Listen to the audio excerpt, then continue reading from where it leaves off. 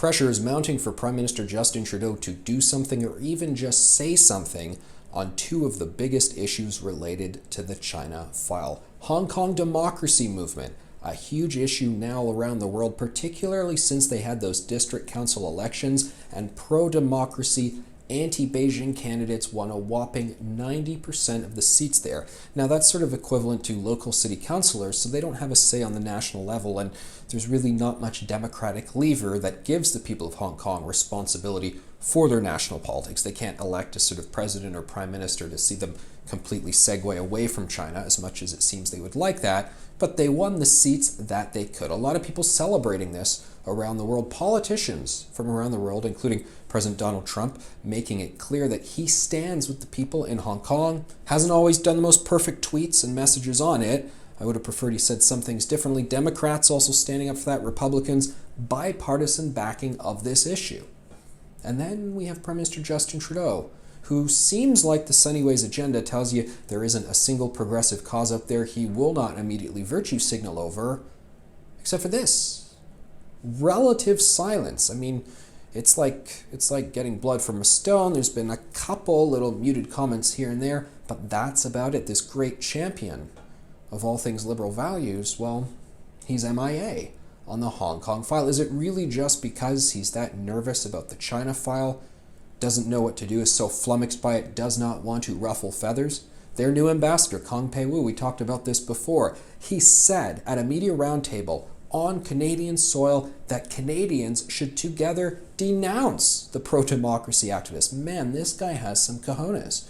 And real national leadership would see someone in the Liberal government saying, hey buddy, pull back the leash on that. Are you kidding us?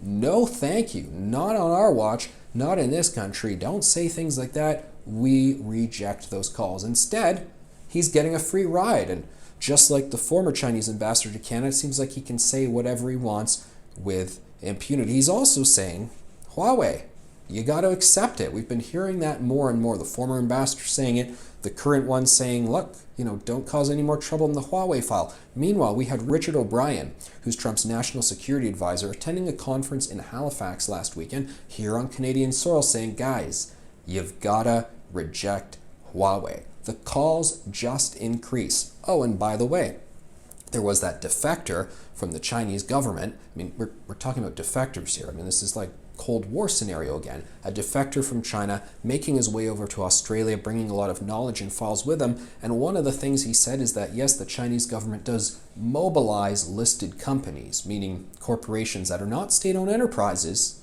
or they're supposedly not state-owned enterprises. Well, looky here. Apparently, they do get some of them to do their bidding. Dare I say, could Huawei be one of them? Well, that is what has been alleged, a concern that has been raised by many. So again, going back to the Liberal government, Ralph Goodale, former public safety minister, he had said before the election that the decision would be made after the election. Did you mean imminently after? How soon after? Bill Blair has the file now.